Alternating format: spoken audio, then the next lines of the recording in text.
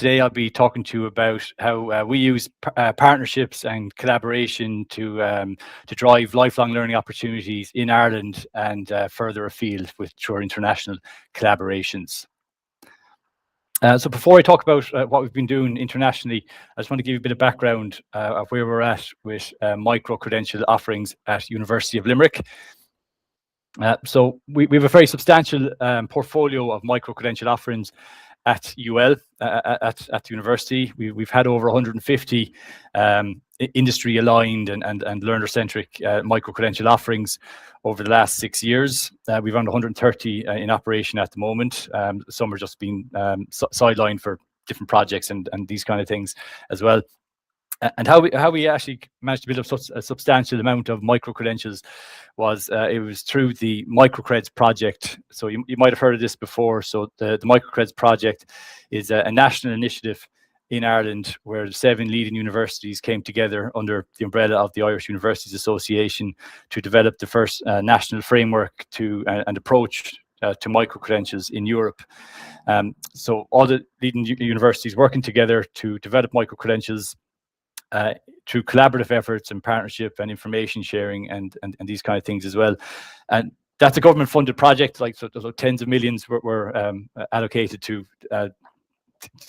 delivering this project, which launched 6 years ago.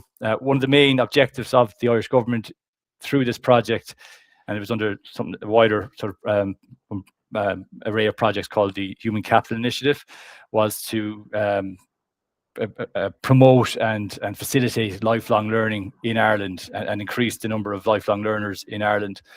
So at the time, 6 years ago, we were sort of like average in terms of people who were engaging in continuing education in adulthood, and the Irish government wanted to improve that just because of the change in landscape. Even back then, where new skills were required and on-the-job learning was becoming more necessary. So that's one of the main reasons why the MicroCreds project was initiated, was to sort of like promote and facilitate lifelong learning and sort of give that thirst for learning with adult learners. So as part of that project, the MicroCreds project, there is a very co-design element to it. So we would be very involved in working very closely with industry, with government agencies, employer representatives, employment representatives, but also especially the learners. So we work very closely with various different learner groups to identify micro-credential potential opportunities, and also how they're delivered and how they're designed. So even though like the 7 universities,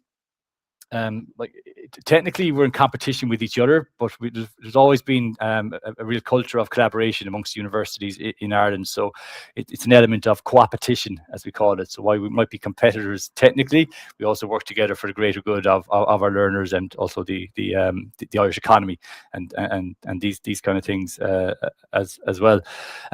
As part of that, so I was learn designer with the MicroCreds project at University of Limerick, and we also had a community of practice with all the different learn designers and learn technologists around Ireland that were involved in the MicroCreds initiative, so we could share best practice and sort of really hone in on what micro-credential learners, the learners to get the most out of micro-credentials, how they actually want to learn and what kind of barriers they face in terms of developing a learn design framework for micro-credentials.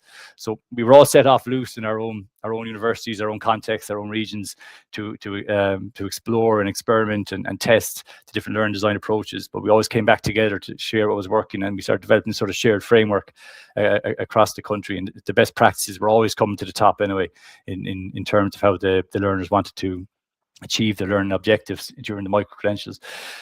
So there is one portfolio in Ireland for all the micro-credentials that are available in Ireland, and that's on microcreds.ie.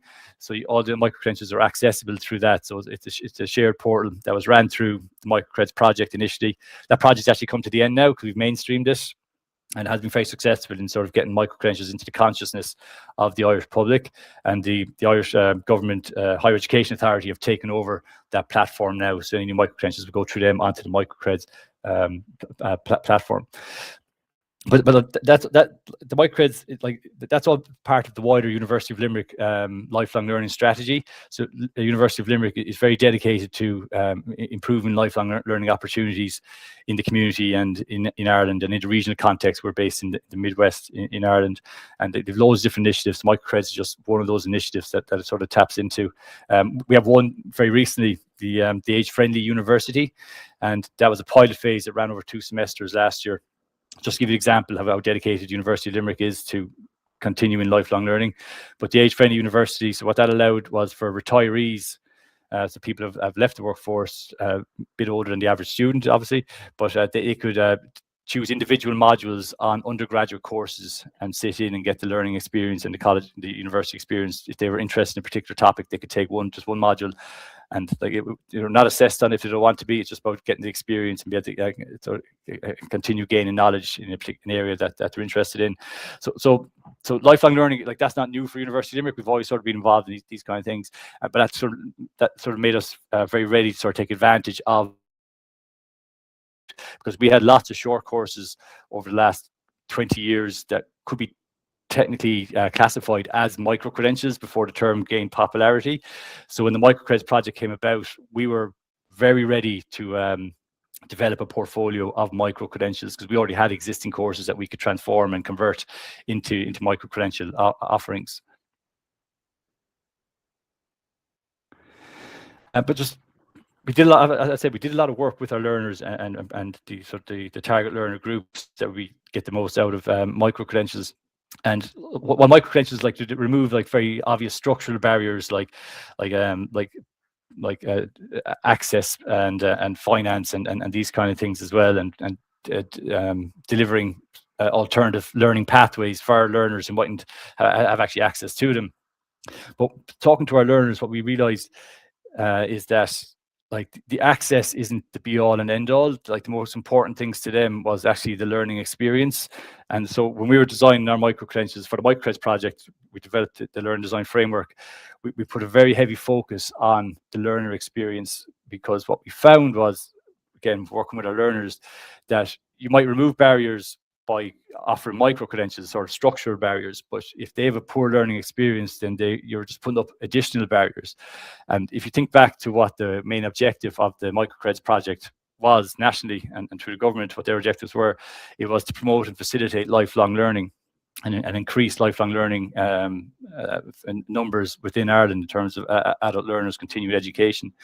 So we were very conscious that providing micro-credentials is all well and good, but we had to ensure that the learners had a very valuable learning experience as well, because we wanted them to continue on their lifelong learning journey. And one thing that's very important to note is that at University of Limerick and the other universities, that we don't care if our micro-credential learners continue with us on that lifelong learning journey and do more courses with us. We just want them to continue. It could be to other universities or informal learning or whatever it is. We just want them to get that spark and thirst for knowledge through our micro-credentials. So that's why we're very learner-centric in terms of our learn design framework for the micro-credentials project and the offerings that we had. So initially then, for our learn design framework within Ireland for the micro-credentials projects, so we put a very heavy focus on the learner and the learner experience.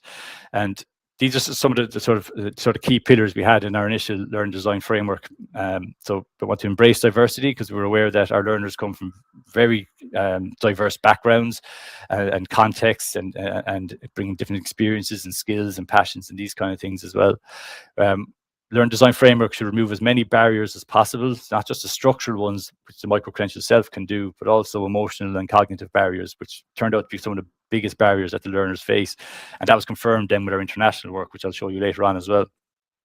We put a very heavy focus on universal design for learning, so UDL. So embedding those principles in our learn design framework and within our courses and offering. And an easy way to do that is just, or an easy way to explain is just by offering learners choice in how they consume content, how they engage with the course, and how they demonstrate their learning. We also put a heavy focus on micro-learning. So the modular learning. So the learning units are broken up into small digestible pieces, which is very valuable for disadvantaged learners and underrepresented learners and learners that face particular barriers and obstacles. And the choice and control, which links back to UDL as well. So if you give the learners choice, it gives them agency, that develops confidence and motivation as well. And then very heavy focus on communication architecture. Often what happens with MicroCreds, we found, just looking at past experience and our own experiences delivering courses, is that the learners come in and they're expected to know things straight away, but they're not typical undergraduate students or postgraduate students. These are people who are coming maybe from a break from education, had poor experiences with education before, and so we need to lay out everything for them very, very clearly and offer all the supports along the way for each step of their learning journey while they're with us. So that's sort of the key things we focused on in our Learn Design framework within the Irish MicroCreds project for our micro-credentials offerings. And it was very successful. Like we ran tests, we did comparisons compared to maybe courses that didn't use this learner-centered and inclusive learn design framework, and it was night and day in terms of the learner experience, in terms of how they engaged, the amount of time they spent online or in the class, and also the results also bumped as well in terms of the grades. So it was a success. So we were doing that for a few years, and we were very successful with it. And then we started get more involved in international collaboration projects. Now we're involved in around 5 of these. I'm just going to talk about 2 of them today: the L2L project and the Emerge Alliance project as well, because they're very heavy focused with the work I do with them on learning design and pedagogical toolboxes and learner experience. But we are involved in other ones as well that sort of to tap into bits of that, like Reboot Skills and the Eagle project as well.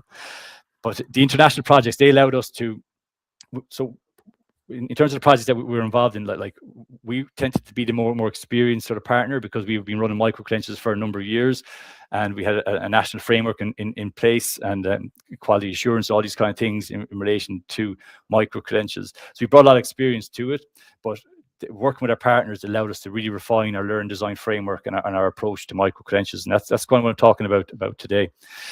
So the 2 main projects we're involved in at the moment, or I'm involved in, University of Limerick, it'd be the Emerge European University Alliance project, and the L2L MicroCred project, which is learn to learn through MicroCreds, micro-credentials project. In terms of Emerge, so that's where we're working with 9 international partners. So it's 9 universities, and we're looking to develop flexible lifelong learning opportunities for disadvantaged and underrepresented learners. That's just one. That's actually a very wide project. Lots of different work packages. So this particular work package is what we're looking at: the lifelong learning opportunities and the learn design framework for addressing the needs of disadvantaged learners. So what I'm involved in. The L2L MicroCred project, then, that's actually further along. That's nearly complete. And this is 4 international partners, 3 in Europe and 1 in Australia. Very similar to the work package from Emerge, where we're looking to improve self-efficacy and agency and employability of disadvantaged and underrepresented learners in regional contexts in those countries. So working across 10 different countries with 11 different partners. University of Inland Norway, they're working with us on 2 of those, on both of those projects. So now what we were doing here, we wanted to set out to identify, is there a learn design framework that can be put in place, and a learn design approach that can be put in place to address the needs of disadvantaged learners? Are there commonalities amongst disadvantaged learners that we can identify, and then develop a learn design framework that will make it easier and more efficient and effective to develop learn design approaches for them when you're designing lifelong learning opportunities? So obviously each learner cohort, disadvantaged learner cohort, will have their own needs and preferences and face particular barriers, and that's fine. But we just want to identify what the common themes were amongst disadvantaged learners in a wide, diverse range of contexts and regions and settings.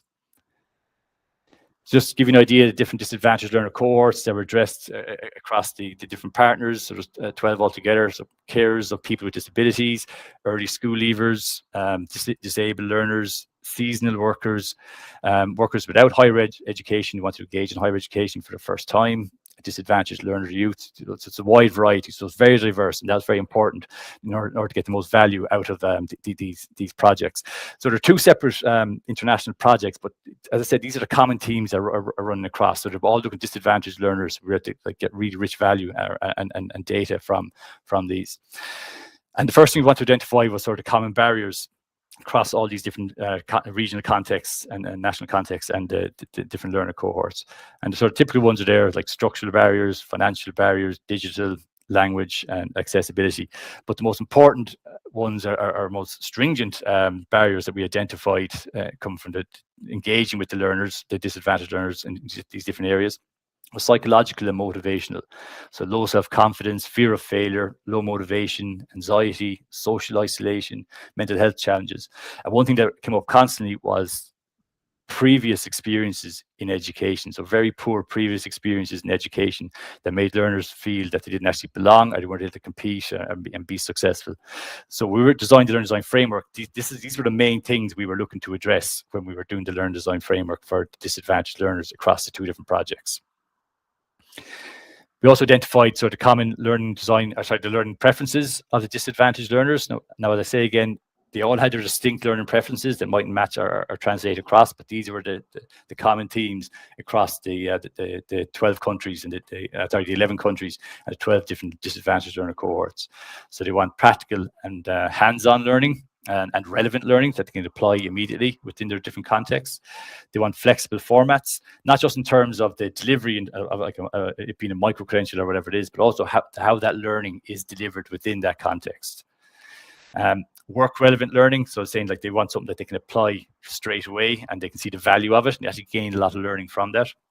And they want supportive and motivational environments, and that came back again to previous experiences for the most part. But the most valuable thing that we gained out of the research and speaking with our learners and the different focus groups, interviews and things, was they want social and collaborative learning. So disadvantaged learner groups, they want to be able to find their tribe and they gain confidence and motivation from working with others that are in the same situation as them and learning from each other. And they can bring their experiences to help get that peer sharing and peer learning as well. So these were the main things then that we set out then in the learning design framework for the two international projects. So I'll focus on the Learn to Learn, the L2L project, because that's nearly complete now. So the micro-credential offerings were identified, developed, delivered. So we've actually completed that now at the moment. And it was very successful. So we implemented the different learning design approaches that we identified previously. And we did that via a pedagogical toolbox. So it's a learning design toolbox that focused on the learner experience and offering support to the learners throughout each stage of their the learning journey. And just as a quick overview of the toolbox. This toolbox is just being finalized now and it'll be released into the public online on the L2L website in the next few weeks.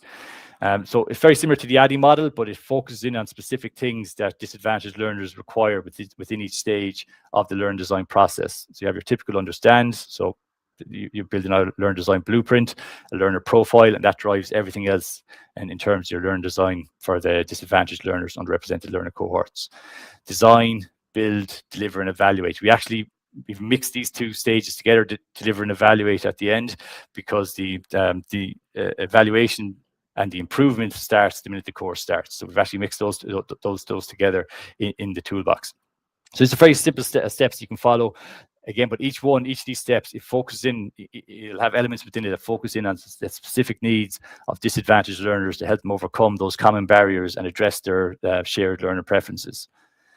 And it's built around 4 pillars: the flexible learning formats, again through the micro-credentials, blended, online, these kind of things. The bite-sized modular learning, so that again taps into the micro-learning approach that we had previously with the MicroCreds project. The hands-on learning, but especially put a big focus on the social learning. And the feedback from the learners was very positive in terms of the learn design approach and how it addressed their needs and helped them overcome their barriers. But the social learning in particular got the most positive feedback, because they got real confidence and motivation from interacting with learners who were facing the same obstacles or maybe in the same context, same circumstances as themselves. So the social learning element was the most important part of the learn design. And so our micro-credential that we ran via this project was the sustainable organizations and decision making. Now, when we were trying to identify what the disadvantaged learners required, we also spoke with various stakeholders in the region in terms of what they wanted. And our disadvantaged learners were SME employees, so small micro business employees, because they didn't have the same access to upskilling as larger organizations in Ireland, especially in the Midwest, where we're based, the University of Limerick. They said they wanted for the most part, they wanted sustainability linked offerings to upskill there. But then speaking to the micro businesses owners and the SME owners and the small business owners, they wanted more leadership. So we came together and made sustainable organizations and decision making. So mixed the both of them together to meet the needs of both groups. So we have a consistent design in this. So each week is based around 3 learning units. You have the formal learning, so the passive learning, but then the social learning where you get to discuss and share experiences, and then experiential learning, so more active learning or work-based learning, where they can actually start applying that learning immediately that week in their own workplace context. Okay, and it was very, very successful. Great feedback from the students. The learners were implementing the knowledge immediately within their work context in terms of sustainable organizations and sustainability audits and these kind of things as well. And that actually made up their assessment as they went on over the duration of the course as well. Just to give an example of what it looked like. So very clean, very simple. We tailored language, removed all academic sort of language and themes within it, and just focused in on what the learners actually required. And so the main design features being flexible navigation, it being self-paced, mixed media content, so tapping into that universal design for learning, and clear learning pathway along the way. And so that's support and clear communication along the way as well. And just here's some examples of some of the feedback we got. So, and this is, so I've grouped this into the 3 things that came out of like the surveys and focus groups. It was flexibility, the connection, and confidence. Okay, so 3 things that we set out to achieve anyway via the L2L project and the MicroCreds project as a whole.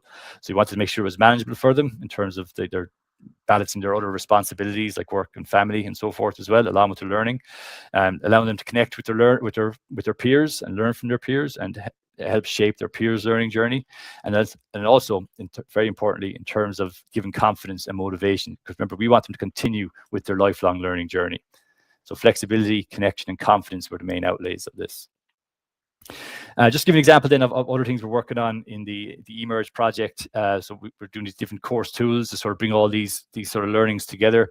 This is a course design canvas that marries together the learner profile and the course blueprint. So if people are familiar with the business model canvas, so it's based on that. So this would be like something that would drive the rest of your learn design forward. Again, we're in the early days of designing this, and like the eMERGE project is a longer multi-year project. So like we'll be finalizing this and making it released. Okay, so that brings me to the end of the presentation. So a very quick whistle-stop tour of just what we've been doing at University of Limerick, and like all the advances we make have come through collaboration and participation in collaborative projects. First of all, through the MicroCreds project, that's that national collaboration initiative, where we sort of identify sort of the best practice in terms of delivering micro-credentials. And we've 6 years experience that now, 150 micro-credentials delivered over that time. But our approaches there, they were completely refined and improved via our international collaboration projects as well. So we were to take our experience onto the international stage, work with international partners, identifying better approaches to learn and design, better approaches to delivering learner experience, valuable learner experience, and better approaches to facilitating and lifelong learning and initiating that spark for lifelong learning in our learners as well. So access opens doors, the micro-credentials opens doors, but it'll be the learn design that will ensure that the learners stay on that learning journey, and collaboration accelerates that better design. So if you want to learn more about the projects, I have the QR codes there that'll bring you to them. And I was saying the pedagogical toolbox for L2L, that will be available in the next few weeks, and the eMERGE tools will be available a bit further down the line, because we're still in the middle of that. Okay, but thanks a million for listening, and I'll go to the chat now to see if there's been any questions.